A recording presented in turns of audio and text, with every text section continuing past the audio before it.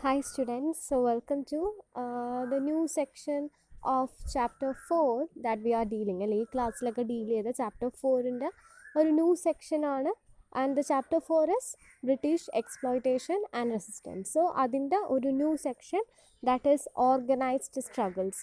കഴിഞ്ഞ ക്ലാസ്സിൽ we discuss about all the unorganised struggles അല്ലേ. ഒരുപാട് അൺഓർഗനൈസ്ഡ് സ്ട്രഗിൾസ് നമ്മൾ പറഞ്ഞായിരുന്നു. അൺഓർഗനൈസ്ഡ് മീൻസ് എന്താണ്? ഇന്ത്യയിലെ പല പല പാർട്സിലായിട്ട് കുറച്ച് ഗ്രൂപ്പ് ഓഫ് ആൾക്കാർ ചേർന്ന് നടത്തിയത്. So now we are in this today's section we are dealing with what? Organised struggles. Okay, organised struggles എന്ന് പറഞ്ഞിട്ടുണ്ടെങ്കിൽ അൺഓർഗനൈസ്ഡിന് എൻറ്റാലി ഓപ്പോസിറ്റ് എന്ന് പറഞ്ഞിട്ടുണ്ടെങ്കിൽ ഇന്ത്യ മൊത്തമായിട്ടും ഇന്ത്യയിലെ മിക്ക പാർട്സിലും എല്ലാ പാർട്സിലും ഒരുപോലെ എല്ലാ ആളുകളും there is no difference between king peasants എല്ലാവരും കൂടി ഒരുമിച്ച് നടത്തിയ ബ്രിട്ടീഷിൻ്റെ എക്സ്പ്ലോയിറ്റേഷനെതിരെ ഒരുമിച്ച് നടത്തിയ റിവോൾട്ട്സ് ആണ് ഏതിൽ പഠിക്കാനുള്ളത്? ഈ ഓർഗനൈസ്ഡ് സ്ട്രഗിൾസ് എന്ന് പറയുന്ന ഈ സെക്ഷനിൽ പഠിക്കാനുള്ളത്. So under organised struggles you have two struggles, രണ്ട് സ്ട്രഗിൾസ് ആണ് പഠിക്കാനുള്ളത് ഈ കാറ്റഗറിയിൽ. That is first war of independence, that is in 1857.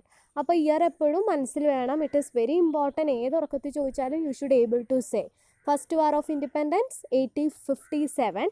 പിന്നെ രണ്ടാമത്തെ ഒരു കാറ്റഗറി ഇതിൽ വന്നതാണ് സ്വദേശി മൂവ്മെൻറ്റ്, ദാറ്റ് ഈസ് ഇൻ 1905.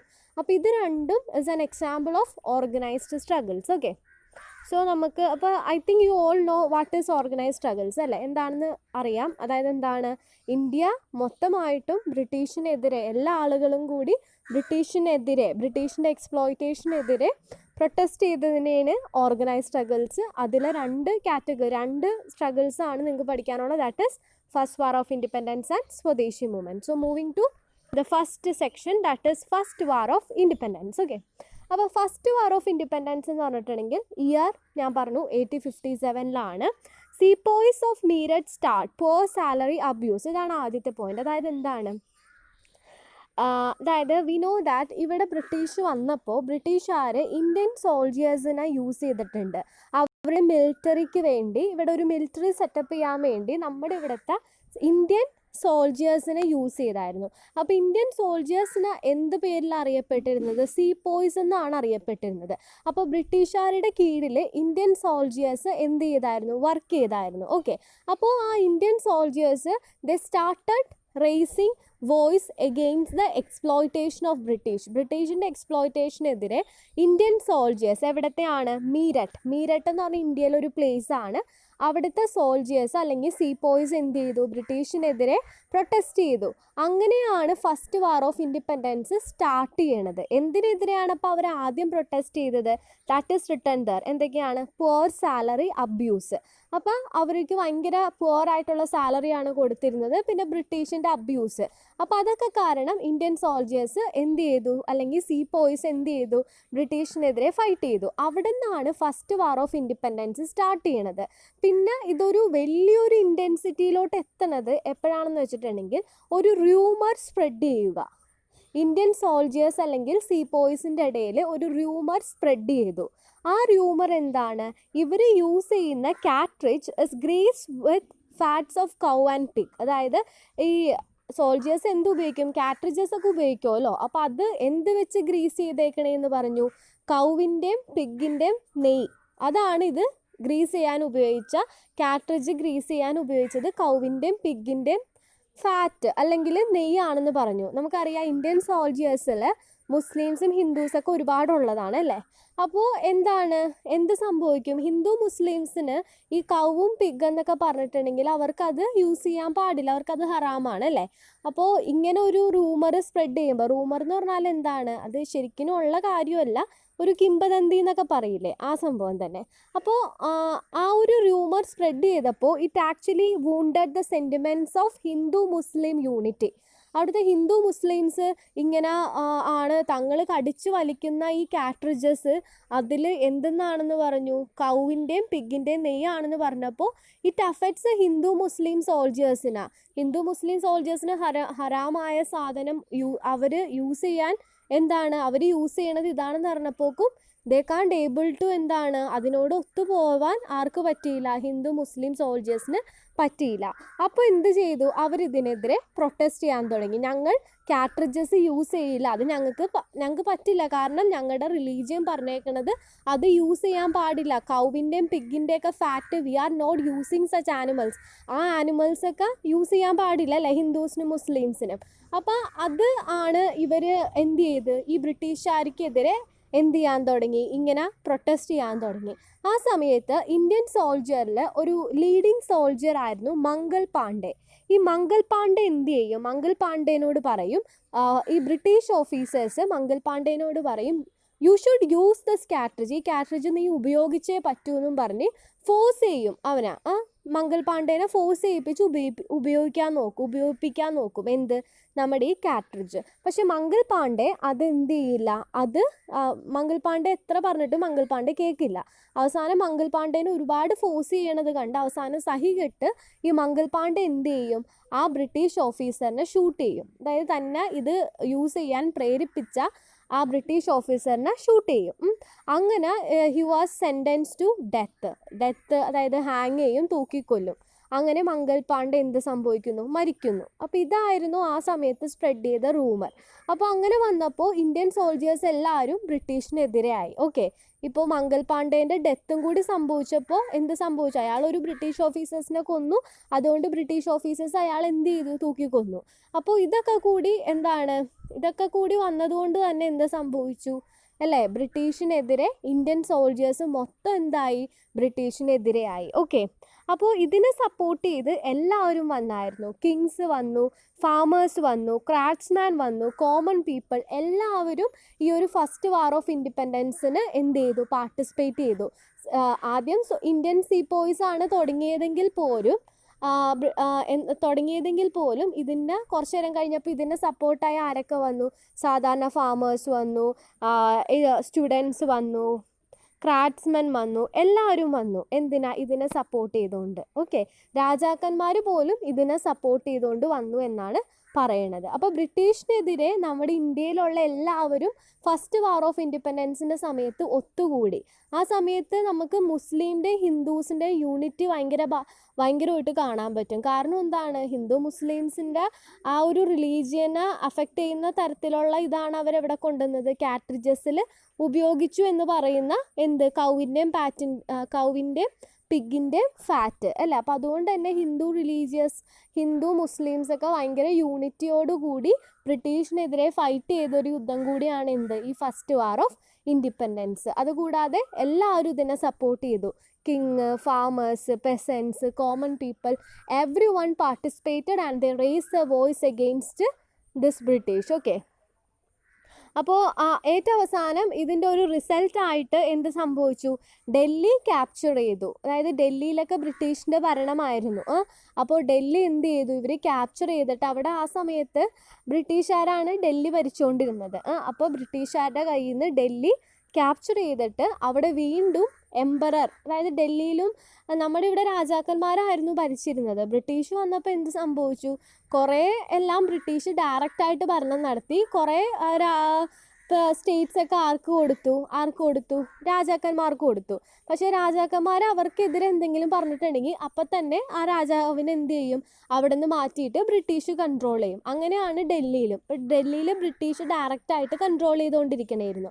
അപ്പോൾ ഫസ്റ്റ് വാർ ഓഫ് ഇൻഡിപെൻഡൻസിൽ എല്ലാവരും കൂടിയാണ് ബ്രിട്ടീഷിനെതിരെ എന്ത് ചെയ്തത്, ഫൈറ്റ് ചെയ്തത്. അതിൻ്റെ റിസൾട്ടായിട്ട് അവർ ഡൽഹിയിലോട്ട് ചെല്ലുകയും ഡൽഹി ക്യാപ്ചർ ചെയ്തിട്ട് ബ്രിട്ടീഷിനെ കൺട്രോളിൽ നിന്ന് എടുത്ത് മാറ്റിയിട്ട് ബ്രിട്ടീഷിന് പകരം അവിടെ ആരെ കൺട്രോളിൽ വെച്ചു, ബഹദൂർ ഷാ സെക്കൻഡ് എന്ന് പറഞ്ഞാൽ ഡൽഹിയുടെ എംപററായിട്ട് ബഹദൂർ ഷാ സെക്കൻഡിനെ നിയമിക്കുകയും ചെയ്തു. ഓക്കെ, അപ്പോൾ ഈ ഫസ്റ്റ് വാർ ഓഫ് ഇൻഡിപെൻഡൻസ് നിങ്ങൾ ചോദിക്കും അത് സക്സസ് ആയിരുന്നോ എന്ന് ചോദിച്ചിട്ടുണ്ടെങ്കിൽ ഒട്ടും അത്രയ്ക്ക് വലിയ സക്സസ് ഒന്നും ആയിരുന്നില്ല. അവസാനം ഈ ഫസ്റ്റ് വാർ ഓഫ് ഇൻഡിപെൻഡൻസിനെ ബ്രിട്ടീഷ് സപ്രസ് ചെയ്യുന്നുണ്ട്. ഒരുപാട് പേർക്ക് ഒരുപാട് പേർക്ക് എന്ത് സംഭവിച്ചു, ജീവൻ നഷ്ടപ്പെടുന്നുണ്ട് ഈ ഒരു ഫസ്റ്റ് വാർ ഓഫ് ഇൻഡിപെൻഡൻസിൻ്റെ സമയത്ത്. അപ്പോൾ ഇതിൻ്റെ റിസൾട്ട് എന്താണെന്ന് ചോദിച്ചിട്ടുണ്ടെങ്കിൽ ഇതിൻ്റെ റിസൾട്ടാണ് ബ്രിട്ടീഷ് എന്ത് ചെയ്തു, ഇന്ത്യ എന്ന് പറഞ്ഞിട്ടുണ്ടെങ്കിൽ ഈസ്റ്റ് ഇന്ത്യൻ കമ്പനിയിൽ ഇന്ത്യ ഉണ്ടായിരുന്നു അല്ലേ.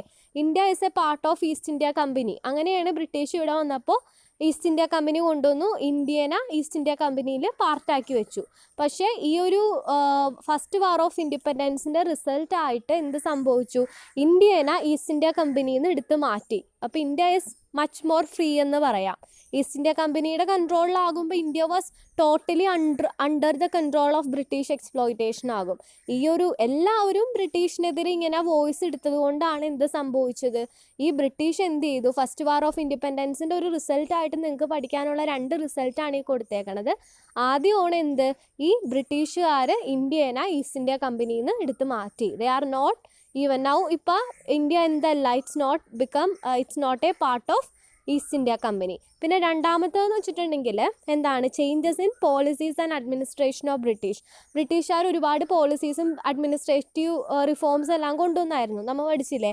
അഗ്രികൾച്ചർ റിഫോംസ്, കമേഴ്ഷ്യലൈസേഷൻ, അങ്ങനെ ഒരുപാട് ഇന്ത്യക്കാരെ എങ്ങനെയെല്ലാം ബുദ്ധിമുട്ടിക്കാൻ പറ്റും ആ രീതിയിലുള്ള ഒരുപാട് ചേഞ്ചസും അഡ്മിനിസ്ട്രേറ്റീവ് ലെവലിലായാലും ഒരുപാട് ചേഞ്ചസൊക്കെ കൊണ്ടുവന്നായിരുന്നു.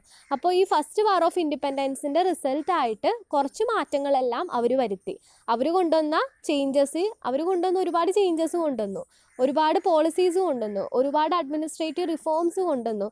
അതിൽ നിന്നെല്ലാം കുറച്ച് മാറ്റങ്ങളെല്ലാം അവർ വരുത്തി. So these are the results of first war of independence. Okay, so moving to, അപ്പോൾ ഈ ഫസ്റ്റ് വാർ ഓഫ് ഇൻഡിപെൻഡൻസ് കഴിയുമ്പോൾ രാജ്യത്ത് കാണാൻ പറ്റുന്ന എന്താണെന്ന് വെച്ചിട്ടുണ്ടെങ്കിൽ എക്കണോമിക് എക്സ്പ്ലോയിറ്റേഷനാണ്.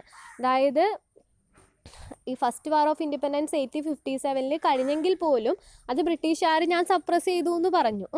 അപ്പോൾ സപ്രസ് ചെയ്ത് കഴിഞ്ഞ് എന്താ സംഭവിച്ചതെന്ന് വെച്ചിട്ടുണ്ടെങ്കിൽ പിന്നെ നമ്മുടെ ഇന്ത്യ കാണുന്നത് എന്താണ്? എക്കണോമിക് എക്സ്പ്ലോയിറ്റേഷൻ ഓഫ് ബ്രിട്ടീഷുകാർ നമ്മളെ സാമ്പത്തികമായി എക്സ്പ്ലോയിറ്റ് ചെയ്യാൻ തുടങ്ങി. ഭയങ്കര ദാരിദ്ര്യമായി.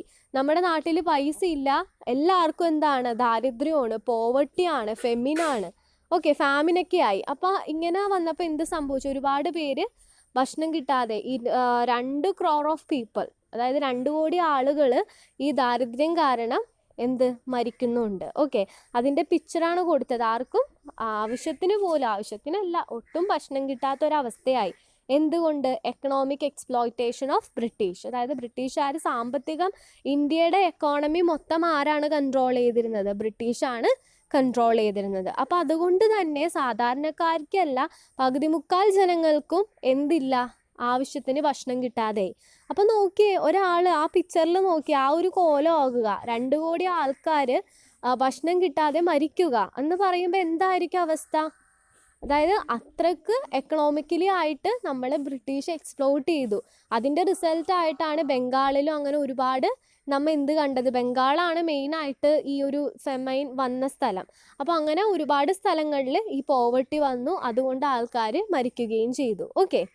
അപ്പോൾ അതാണ് ഈ ഫസ്റ്റ് വാർ ഓഫ് ഇൻഡിപെൻഡൻസ് കഴിഞ്ഞെങ്കിലും ബ്രിട്ടീഷുകാരുടെ ആ ഒരു എക്സ്പ്ലോയിറ്റേഷൻ ഏറ്റവും പീക്കിലെത്തിയത് ഫസ്റ്റ് വാർ ഓഫ് ഇൻഡിപെൻഡൻസ് കഴിഞ്ഞതിന് ശേഷമാണ്. ഒരുപാട് പേര് മരിച്ചുപോയി ബിക്കോസ് ഓഫ് ദിസ് പോവർട്ടി കാരണം ഒരുപാട് പേര് മരിച്ചുപോയി. അപ്പോൾ ഇതിൻ്റെ ഇടയ്ക്ക് ഫസ്റ്റ് വാർ ഓഫ് ഇൻഡിപെൻഡൻസ് ഓരോരോ സ്റ്റേറ്റിൽ, ഓരോരോ സ്ഥലങ്ങളിൽ ഓരോരോ ലീഡേഴ്സ് ഉണ്ടാവും. ആ ലീഡേഴ്സിൻ്റെ പേരാണ് ഈ കൊടുത്തേക്കണം. അത് നിങ്ങൾ പഠിക്കണം, കാരണം എക്സാമിന് ചോദിക്കും. ഡൽഹിയിൽ ബഹദൂർ ഷാ സെക്കൻഡ്, ഝാൻസിയിൽ റാണി ലക്ഷ്മിബായ്. ഇത് നിങ്ങൾ പഠിക്കണം, ബിക്കോസ് എക്സാമിന് it will come as match the following ഒക്കെ ആയിട്ട് വരും. So you should look this box. അതുകൊണ്ടാണ് ഞാനിത് ഇൻക്ലൂഡ് ചെയ്തത് ഇതിൽ. അപ്പോൾ ഇങ്ങനെയൊക്കെ സംഭവിച്ചു. ഫസ്റ്റ് വാർ ഓഫ് ഇൻഡിപെൻഡൻസ് ബ്രിട്ടീഷുകാർ സപ്രസ് ചെയ്തു, ഒരുപാട് പേരുടെ ജീവൻ നഷ്ടപ്പെട്ടു. അത് കഴിഞ്ഞതിന് ശേഷം ബ്രിട്ടീഷ് എന്ത് ചെയ്യാൻ തുടങ്ങി? ഇന്ത്യേനെ എക്കണോമിക്കലി ആയിട്ട് എക്സ്പ്ലോയിറ്റ് ചെയ്യാൻ തുടങ്ങി. അത് ഭയങ്കര ഹൈയിലായിരുന്നു. എക്കണോമിക് എക്സ്പ്ലോയിറ്റേഷൻ നമ്മളെ കൊണ്ട് താങ്ങാൻ പറ്റുന്നതിനേക്കാളും കൂടുതലായിരുന്നു. അതുകൊണ്ട് തന്നെ 2 കോടി ആളുകൾ, 2 കോടിയിലും അധികം ആളുകൾ എന്തുകൊണ്ട് മരിച്ചു? ഈ പോവർട്ടി, ദാരിദ്ര്യം കാരണം മരിച്ചു. ഭക്ഷണമില്ല, ഒന്നുമില്ലാത്തൊരവസ്ഥയായി. അപ്പോൾ ഈ സമയത്ത് നമ്മുടെ ഇന്ത്യയിൽ പണ്ട് ഈ അൺഓർഗനൈസ്ഡ് സ്ട്രഗിൾസിലൊക്കെ പഠിക്കുമ്പോൾ എന്താണ്? ഇന്ത്യയിൽ ഏതെങ്കിലും ഒരു പാർട്ട് ഓഫ് ആൾക്കാർ, പെസൻറ്റ്, വർക്കേഴ്സ് അല്ലേ, അങ്ങനെ ഓരോ പാർട്ടായിരുന്നു, ഓരോരോ ഗ്രൂപ്പ് ഓഫ് ആൾക്കാരായിരുന്നു ബ്രിട്ടീഷിനെതിരെ പ്രൊട്ടസ്റ്റ് ചെയ്തത്. പക്ഷേ ഫസ്റ്റ് വാർ ഓഫ് ഇൻഡിപെൻഡൻസിൽ നമ്മൾ കാണുന്ന എന്താണ്? ഇന്ത്യയിലെ എല്ലാവരും, രാജാവും ഉൾപ്പെടെ, രാജാക്കന്മാരും പെസൻസും വർക്കേഴ്സും വുമനും സ്റ്റുഡൻസും എല്ലാവരും എന്ത് ചെയ്യണേണ്, ഇന്ത്യൻ സോൾജിയേഴ്സ് അടക്കം എന്ത് ചെയ്യണേണ്, ഈ ബ്രിട്ടീഷിനെതിരെ പ്രൊട്ടസ്റ്റ് ചെയ്യണേണ്. അപ്പോൾ ഈ ഒരു എല്ലാവരും എന്ത് ചെയ്തു, നമ്മുടെ ബ്രിട്ടീഷിനെതിരെയായി. അപ്പോൾ ഇതിനെയാണ് എന്ത് പറയണത്, നാഷണലിസം എന്ന് പറയുന്നത്. അപ്പോൾ ഈ സമയത്താണ് ഇന്ത്യയിൽ എന്ത് എമേർജ് ചെയ്തത്, നാഷണലിസം എമേർജ് ചെയ്തത്. നാഷണലിസം എന്ന് പറഞ്ഞാൽ എന്താണ്, ഇന്ത്യ എന്നൊരു ഫീല്, ഇന്ത്യ എൻ്റെ രാജ്യമാണ്, ഞാൻ ഏത് മതമാവട്ടെ, ഏത് റീജിയനിൽ, ഞാനിപ്പോൾ ഡൽഹിയിലാവട്ടെ, മുംബൈയിലാവട്ടെ, ഹൈദരാബാദിലാവട്ടെ, ഏത് ജാതി ആവട്ടെ, ഏത് മതമാവട്ടെ, ഞാൻ ഏത് ലാംഗ്വേജ് സ്പീക്ക് ചെയ്യണവനാവട്ടെ, എന്തൊക്കെ ആയാലും വി ആർ ഇന്ത്യൻസ് എന്നൊരു തോന്നൽ ജനങ്ങളിലോട്ട് എത്തിയ സമയമാണ് ഈ ഒരു സമയം. ഓക്കെ, അപ്പം നാഷണലിസം എന്ന് പറഞ്ഞാൽ എന്താണ്, it is A sense of unity among people of country irrespective of caste, creed, religion and region. Okay, ഇതൊന്നും നമ്മളെ ബോധറല്ല. റിലീജിയനും റീജിയനും കാസ്റ്റും ക്രീഡും ഒന്നും നമ്മളെ ബോധർ ചെയ്യുന്നില്ല. ഇതൊന്നുമില്ല, വി ആർ ഇന്ത്യൻസ്. ഓക്കെ, ആ ഒരു സെൻസ്, ഇന്ത്യ എൻ്റെ രാജ്യമാണ് എന്നൊരു സെൻസ് ജനങ്ങളിലോട്ട് എത്തി. അപ്പോൾ ആ ഒരു ഫീലിങ്ങിനെയാണ് എന്ത് പറയണത്, നാഷണലിസം എന്ന് പറയുന്നത്. ആ നാഷണലിസം നമുക്ക് കാണാൻ പറ്റുന്നത് ഈ ഒരു പീരീഡിലാണ്. ഫസ്റ്റ് വാർ ഓഫ് ഇൻഡിപെൻഡൻസ് കഴിഞ്ഞു, എക്കണോമിക് എക്സ്പ്ലോയിറ്റേഷൻ, ഒരുപാട് പേര് ദാരിദ്ര്യം കൊണ്ട് മരിച്ചു. അപ്പോൾ ഈ ഒരു സമയത്ത് ബ്രിട്ടീഷിനെതിരെ എല്ലാവരും നിൽക്കുകയാണ്. എല്ലാവരുടെയും ഉള്ളിൽ എന്ത് വരികയാണ്, നാഷണലിസം എന്ന് പറയുന്ന ഒരു ഫീല് വരികയാണ്. അപ്പോൾ അതാണ് ഈ സമയത്ത് നമുക്ക് കാണാൻ പറ്റുന്നത്. ഓക്കെ, അപ്പോൾ നാഷണലിസം ഈ സമയത്താണ് they attained a greater strength. Okay, അങ്ങനെ ഈ നാഷണലിസത്തിൻ്റെ ആ ഒരു നാഷണലിസം നമ്മളിൽ കൂടിയപ്പോൾ ഫോം ചെയ്ത ഒരു ഇതാണ് എന്ത്, ഇന്ത്യൻ നാഷണൽ കോൺഗ്രസ്.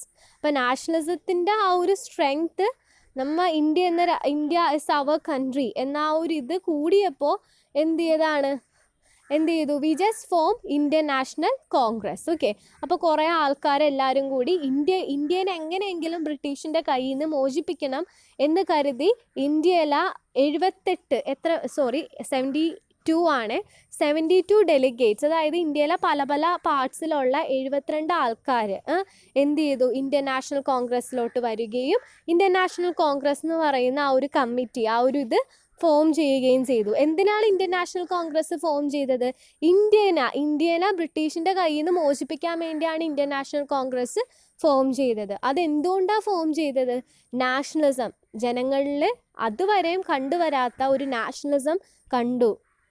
എല്ലാവരും ബ്രിട്ടീഷിനെതിരെ ഫൈറ്റ് ചെയ്യാൻ റെഡിയാകുന്നു. അപ്പോൾ ആ ഒരു നാഷണലിസത്തിൻ്റെ പുറത്ത് ഫോം ചെയ്തതാണ് എന്ത്, ഇന്ത്യൻ നാഷണൽ കോൺഗ്രസ്.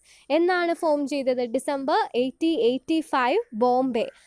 അതായത് ഇന്ത്യൻ നാഷണൽ കോൺഗ്രസിൻ്റെ ആദ്യത്തെ സമ്മേളനം നടന്നത് എവിടെയാണെന്ന് ചോദിച്ചിട്ടുണ്ടെങ്കിൽ ബോംബെയിലാണ്. ഡിസംബർ 1885 ആ സമയത്ത് എത്ര പേര് ആ ഒരു കോൺഗ്രസ്സിൽ പാർട്ടിസിപ്പേറ്റ് ചെയ്തായിരുന്നു, 72 delegates. Okay, so that's all about nationalism.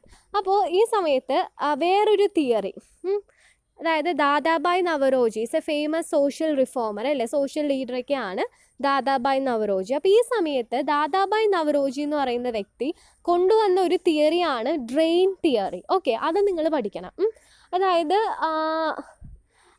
നമ്മുടെ രാജ്യത്ത് ഫസ്റ്റ് വാർ ഓഫ് ഇൻഡിപെൻഡൻസ് കഴിഞ്ഞിട്ട് കാണാൻ പറ്റിയ ഒരു പ്രതിഭാസം എന്തായിരുന്നു, എക്കണോമിക് എക്സ്പ്ലോയിറ്റേഷൻ, പോവർട്ടി, അതായത് ഭയങ്കര സാമ്പത്തികം വളരെ തകർന്നു. ബ്രിട്ടീഷാണ് മൊത്തം ഇന്ത്യയുടെ സാമ്പത്തികം കൺട്രോൾ ചെയ്യണത്. അപ്പോൾ അങ്ങനെ വന്നപ്പോൾ സാധാരണക്കാർക്ക് തിന്നാൻ പോലും കിട്ടാത്ത അവസ്ഥയായി, അല്ലേ. അപ്പോൾ ഈ എക്കണോമിക് എക്സ്പ്ലോയിറ്റേഷൻ എന്തുകൊണ്ടാണ്, അപ്പോൾ ഞാൻ പറഞ്ഞു ആ സമയത്ത് ഒരുപാട് പേര് മരിച്ചു എന്ന് പറഞ്ഞു. ഈ ദാരിദ്ര്യം വന്ന് ഭക്ഷണം കിട്ടാത്ത അവസ്ഥയിൽ 2 കോടി ആളുകളൊക്കെ മരിക്കാന്ന് വെച്ചിട്ടുണ്ടെങ്കിൽ it is not a simple thing, അല്ലേ. 2 കോടി ജനങ്ങൾ, ഇപ്പോൾ കൊറോണ വന്നിട്ട് 2-3 കോടി ജനങ്ങൾ, അത് നമുക്ക് സിമ്പിളായിട്ടുള്ള കാര്യമാണോ, അല്ല.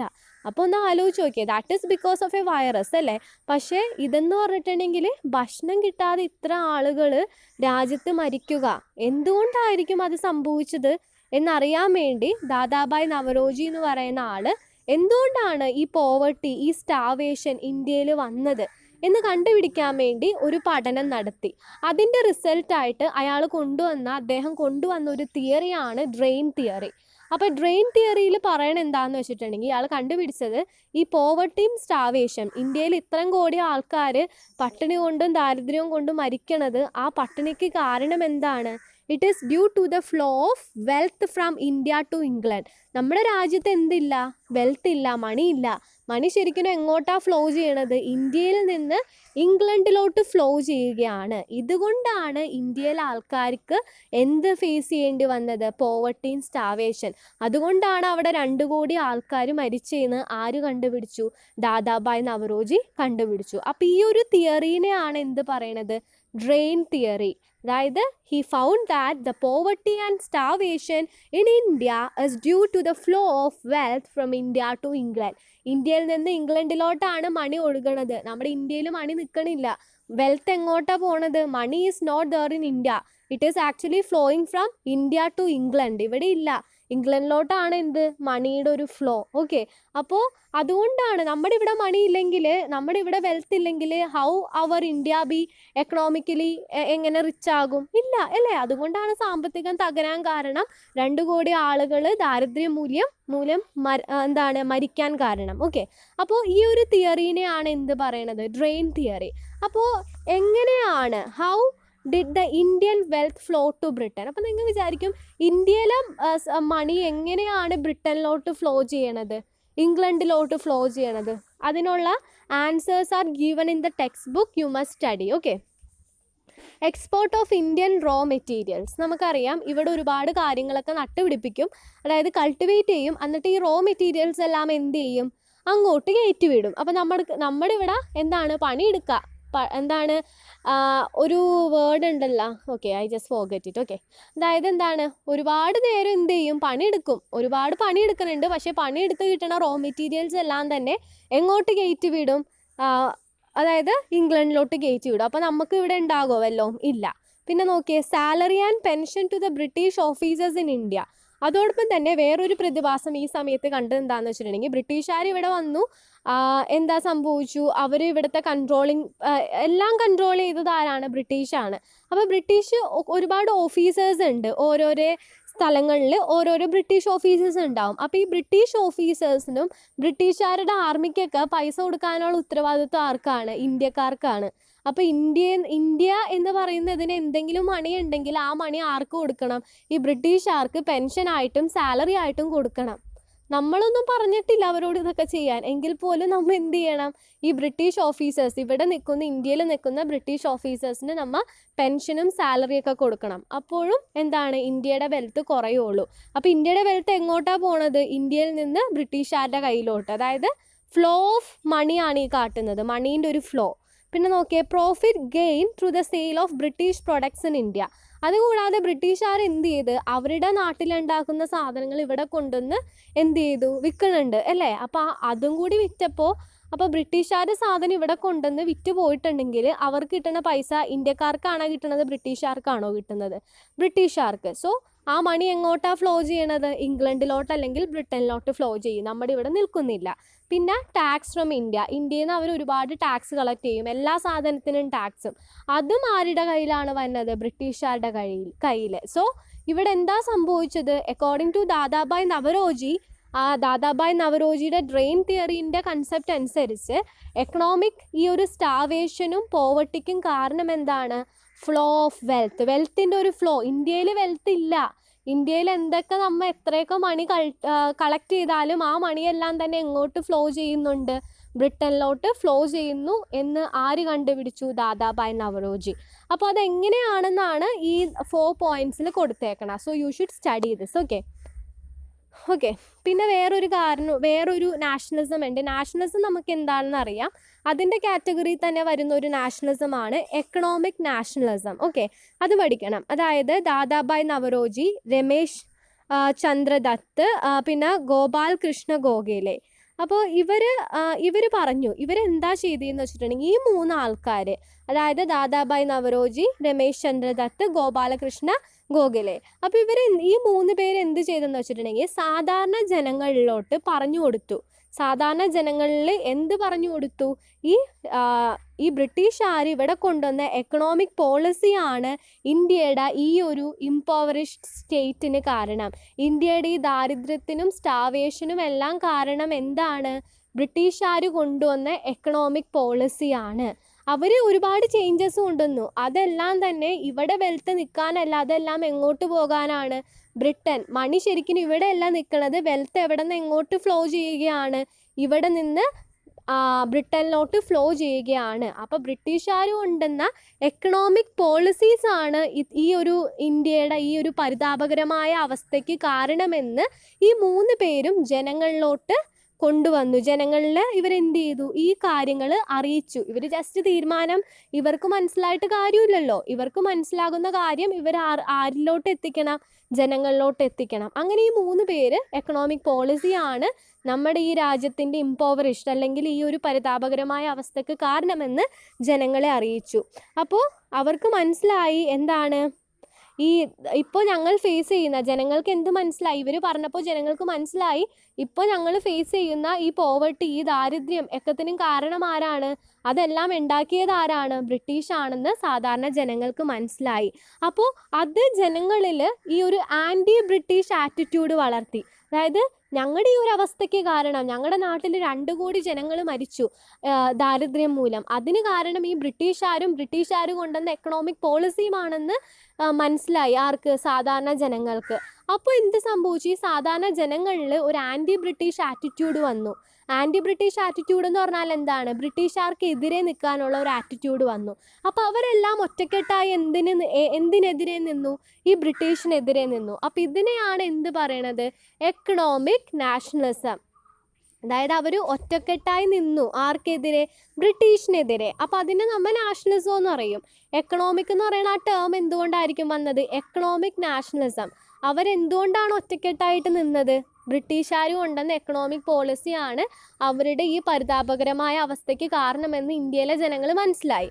അപ്പോൾ ഇതിനെതിരെ അവരെല്ലാം ഒന്നിച്ചുകൂടി. അപ്പോൾ അതിനെയാണ് എന്ത് പറയണത്, economic nationalism. You get the point? Okay. So ഇതൊക്കെ മനസ്സിലാക്കുക. ഇത് മനസ്സിലാക്കിയെങ്കിൽ മാത്രമേ നമുക്ക് അടുത്ത ഓർഗനൈസ്ഡ് സ്ട്രഗിളായ സ്വദേശി മൂവ്മെൻറ്റ് എന്താണെന്ന് മനസ്സിലാകുള്ളൂ. ഓക്കെ. സോ മൂവിങ് ടു സ്വദേശി മൂവ്മെൻറ്റ്. അപ്പോൾ സ്വദേശി മൂവ്മെൻറ്റ് എന്താണെന്ന് വെച്ചിട്ടുണ്ടെങ്കിൽ, ഈ ദാദാഭായ് നവറോജി എന്ത് കൊണ്ടുവന്നു, ഡ്രെയിൻ തിയറി കൊണ്ടുവന്നു. അത് കറക്റ്റാണോ? ഈ ബ്രിട്ടീഷുകാരുടെ എക്കണോമിക് ആയിട്ടുള്ള പോളിസീസ്, അല്ലെങ്കിൽ ബ്രിട്ടീഷുകാർ ഇവിടെ വെൽത്ത് നിൽക്കാതെ വെൽത്ത് ഇന്ത്യയിൽ നിന്ന് ബ്രിട്ടനിലോട്ട് ഫ്ലോ ചെയ്യുന്നതാണോ ഇന്ത്യയുടെ ദാരിദ്ര്യത്തിന്, അതായത് പോവർട്ടിക്ക് കാരണമാണോ, അത് ശരിയാണോ? ദാദാഭായ് നവറോജിയും കുറേ ആൾക്കാരൊക്കെ കൂടി ഇങ്ങനെ പറഞ്ഞായിരുന്നു, ബ്രിട്ടീഷുകാരുടെ എക്കണോമിക് പോളിസിയാണ്, അതോടൊപ്പം തന്നെ എന്താണ്, ഇവിടെ വെൽത്ത് നിൽക്കാതെ വെൽത്ത് എങ്ങോട്ട് പോകുന്നു, ഇന്ത്യയിൽ നിന്ന് ബ്രിട്ടനിലോട്ട് പോകുന്നത് കൊണ്ടാണ് പോവർട്ടിക്ക് കാരണമെന്ന് ഡ്രെയിൻ തിയറി പറഞ്ഞായിരുന്നു അല്ലേ? അപ്പോൾ അത് കറക്റ്റാണോ എന്ന് നോക്കാൻ വേണ്ടി നടത്തിയൊരു മൂവ്മെൻറ്റ്, ഒരു സമരമാണ് എന്ത്, Swadeshi movement. Okay. To check the drain theory, പറഞ്ഞത് കറക്റ്റാണോ എന്നറിയാൻ വേണ്ടി നടത്തിയൊരു മൂവ്മെൻ്റ് ആണ് എന്ത്, Swadeshi movement. It came under organised സ്ട്രഗിൾസിൻ്റെ കാറ്റഗറിയിൽ വരുന്നതാണ് എന്ത്, സ്വദേശി മൂവ്മെൻറ്റ്. അപ്പോൾ ഇതെങ്ങനെയാണ് ഇവർ ചെക്ക് ചെയ്യണത്, ഇത് കറക്റ്റാണോ എന്നറിയാൻ വേണ്ടി, അതായത് ദാദാഭായ് നവറോജി കൊണ്ടുവന്ന ഡ്രെയിൻ തിയറി കറക്റ്റാണോ എന്നറിയാൻ വേണ്ടിയാണ് എന്ത് കൊണ്ടുവന്നത്, സ്വദേശി മൂവ്മെൻറ്റ് കൊണ്ടുവന്നത്. അപ്പോൾ അതെങ്ങനെയായിരിക്കും അവർ ചെക്ക് ചെയ്തത്, അതായത് they started boycotting foreign products. Foreign ആയിട്ടുള്ള ഒരു സാധനം ഇവിടെയും വേണ്ട, അതെല്ലാം അവർ ബോയ്ക്കോട്ട് ചെയ്യാൻ തുടങ്ങി. ബോയ്ക്കോട്ട് എന്ന് പറഞ്ഞാൽ എന്താണ്, ബഹിഷ്കരിച്ചു. അതൊന്നും ഞങ്ങൾ ഇനി യൂസ് ചെയ്യില്ല, ഫോറിൻ മെയ്ഡായിട്ടുള്ള ഒരു സാധനവും ഞങ്ങൾ യൂസ് ചെയ്യുന്നില്ല എന്ന് അവർ തീരുമാനിച്ചു. നാഷണൽ ലീഡേഴ്സ് ഒരുപാട് പറഞ്ഞില്ല, INC ഇന്ത്യൻ നാഷണൽ കോൺഗ്രസ് ഒക്കെ ഫോം ചെയ്തു. അപ്പോൾ നമ്മുടെ രാജ്യത്തിന് വേണ്ടി ഫൈറ്റ് ചെയ്യുന്ന ലീഡേഴ്സ് എല്ലാവരും എന്ത് തീരുമാനിച്ചു, ദേ സ്റ്റാർട്ടഡ് ബോയ്ക്കോട്ടിങ് നാഷണൽ, അതായത് ഫോറിൻ ഗുഡ്സ് ബോയ്ക്കോട്ട് ചെയ്യാൻ തുടങ്ങി. അതെന്നാണ് 1905 സ്വദേശി മൂവ്മെൻറ്റ് സ്റ്റാർട്ട് ചെയ്യണത്, ബോയ്ക്കോട്ട് ചെയ്ത്. അതായത് നമ്മൾ ഡ്രെയിൻ തിയറി പഠിച്ചപ്പോൾ 4 പോയിൻറ്റ്സ് പറഞ്ഞായിരുന്നു. എന്തുകൊണ്ടാണ് നമ്മുടെ സാധനങ്ങൾ, റോ മെറ്റീരിയൽസ് ഇംഗ്ലണ്ടിലോട്ട് പോണതും, അതുപോലെ തന്നെ ഇംഗ്ലണ്ടിൽ അവരുണ്ടാക്കുന്ന സാധനങ്ങൾ പ്രൊഡക്റ്റ് ഇവിടെ വന്ന് അത് വിൽക്കുമ്പോൾ എന്താണ് സംഭവിക്കുന്നത്, വെൽത്ത് നമ്മുടെ കയ്യിലല്ല നിൽക്കുന്നത്, വെൽത്ത് ആരുടെ കയ്യിലോട്ടാണ് പോണത്, ബ്രിട്ടൻ്റെ കയ്യിലോട്ടാണ് പോണത് അല്ലേ? അപ്പോൾ അത് മനസ്സിലാക്കാൻ വേണ്ടി, അതായത് ഈ ഡ്രെയിൻ തിയറി കറക്റ്റാണോ എന്നറിയാൻ വേണ്ടി കൊണ്ടുവന്ന വൺ ഓഫ് ദ മൂവ്മെൻ്റ് ആണ് സ്വദേശി മൂവ്മെൻറ്റ്. സ്വദേശി മൂവ്മെൻറ്റ് അവരെങ്ങനെയാണ് നടത്തിയതെന്ന് വെച്ചിട്ടുണ്ടെങ്കിൽ ഫോറിൻ ഗുഡ്സ് ഒന്നും അവരെന്ത് ചെയ്യാൻ തീരുമാനിച്ചു, ഫോറിൻ ഗുഡ്സ് ബഹിഷ്കരിക്കാൻ തീരുമാനിച്ചു. അതായത് ഞങ്ങൾ ഇനി തൊട്ട് പുറത്തുനിന്ന് കൊണ്ടുവന്ന ഒരു ഗുഡ്സും ഞങ്ങൾ യൂസ് ചെയ്യുന്നില്ല, ഞങ്ങളുടെ നാട്ടിലുള്ള സാധനങ്ങൾ ഞങ്ങൾക്ക് മതി, ബ്രിട്ടീഷുകാർ കൊണ്ടുവരുന്ന ഒരു സാധനവും ഞങ്ങൾക്ക് വേണ്ട. They started boycotting foreign products. Okay, foreign goods, അതായത് ഇങ്ങനെ മാർക്കറ്റിലൊക്കെ കെട്ടി ഒരുപാട് സാധനങ്ങൾ അവർ പണ്ട് ബ്രിട്ടീഷുകാരുടെ കയ്യിൽ നിന്ന് വാങ്ങിച്ച സാധനങ്ങളും അല്ലാത്ത ഒരുപാട് ഫോറിൻ ഉൽപ്പന്നങ്ങളുണ്ടാകും. അതെല്ലാം ഇവരെന്ത് ചെയ്തു, കളക്ട് ചെയ്തിട്ട് കൂട്ടിയിട്ട് കത്തിച്ചു. അങ്ങനെയാണ് അവർ ഇതിനെതിരെ പ്രൊട്ടസ്റ്റ് ചെയ്തത്. ഓക്കെ, ഫോറിൻ ഗുഡ്സ് കളക്ട് ചെയ്തിട്ട് അവരെന്ത് ചെയ്തു, ബേൺ ചെയ്തു.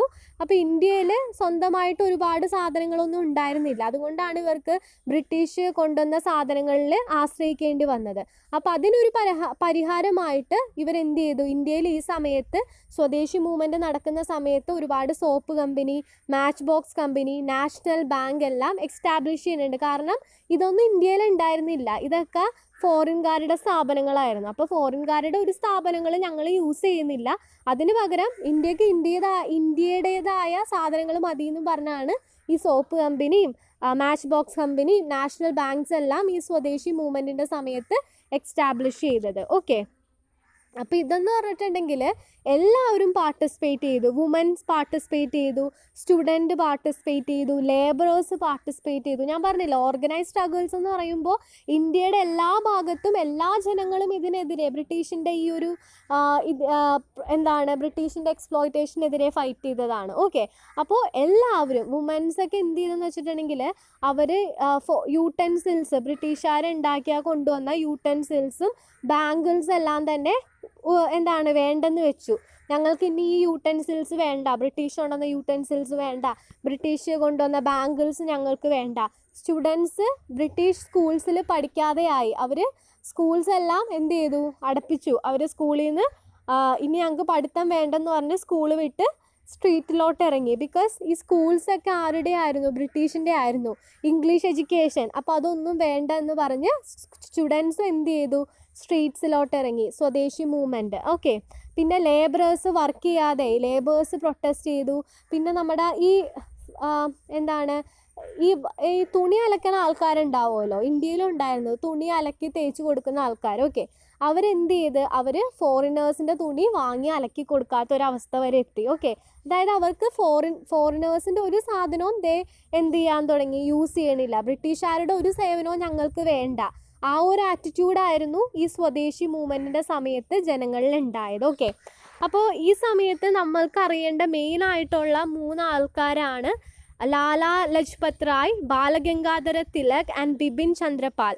സ്വദേശി മൂവ്മെൻറ്റിൻ്റെ ഒരു തുടക്കത്തിലെല്ലാം മെയിനായിട്ടുള്ള ഒരു ലീഡിങ് ക്യാരക്ടർ അല്ലെങ്കിൽ ലീഡിങ് ഫോഴ്സ് ആയിരുന്നു ഈ 3 വ്യക്തികൾ.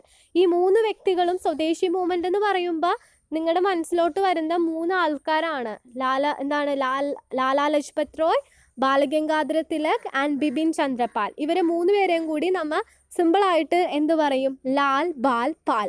ലാൽ എന്ന് പറഞ്ഞാൽ ലാലാ ലജ്പത് റായ്, ബാൽ എന്ന് പറഞ്ഞിട്ടുണ്ടെങ്കിൽ ബാലഗംഗാധര തിലക്, പാൽ എന്ന് പറഞ്ഞിട്ടുണ്ടെങ്കിൽ ബിപിൻ ചന്ദ്രപാൽ. അപ്പോൾ ബിപിൻ ചന്ദ്രപാലിൽ ആ പാലെടുത്താണ് അവിടെ ഇട്ടേണം. Okay, so that is Lal Bal Pal. Okay, അപ്പോൾ ഈ 3 പേരുടെയും പേര് you should remember whenever Swadeshi movement comes into your mind. Okay, അപ്പോൾ ഈ സമയത്താണ്, സ്വദേശി മൂവ്മെൻറ്റിൻ്റെ സമയത്താണ് ബാലഗംഗാധര തിലക് ഒരു ഫേമസ് ആയിട്ടുള്ള കോട്ട് ഏതാണ്, freedom is my birth right എന്ന ആ ഒരു കോട്ട് പറഞ്ഞത് ഈ സമയത്താണ്, സ്വദേശി മൂവ്മെൻറ്റ്. ഇത് നിങ്ങൾക്ക് PSC തുടങ്ങിയ ജനറൽ GK ക്കൊക്കെ ഉപയോഗപ്പെടും. സോ ഏത് സമയത്താണ്, നമുക്ക് എല്ലാവർക്കും അറിയാം freedom is my birth right എന്ന് പറഞ്ഞത് ആരാണ്, ബാലഗംഗാധര തിലക്. അതിൻ്റെ കോണ്ടെക്സ്റ്റ് എന്താണെന്ന് ചോദിക്കുമ്പോൾ നമുക്ക് പഠിക്കും. സോ അത് അടിക്കേണ്ട കാര്യമില്ല. കാരണം എന്താണ്, ഇത് എപ്പോഴാണ് പറഞ്ഞത്, സ്വദേശി മൂവ്മെൻറ്റിൻ്റെ സമയത്താണ് ബാലഗംഗാധര തിലക് എന്ത് പറഞ്ഞത്, freedom is my birth right എന്ന് പറഞ്ഞത്. ഓക്കെ, അപ്പോൾ ആദ്യം ഇവരൊക്കെ ആണെങ്കിലും പിന്നെ ഗാന്ധിജി ഈ മൂവ്മെൻറ്റ് ഏറ്റെടുക്കുകയും അത് ഇന്ത്യ മൊത്തം എന്താക്കി, കുറച്ചും കൂടി സ്ട്രോങ്ങർ ആക്കി, പോപ്പുലർ ആക്കിയത് ആരാണ്, ഗാന്ധിജിയാണ്.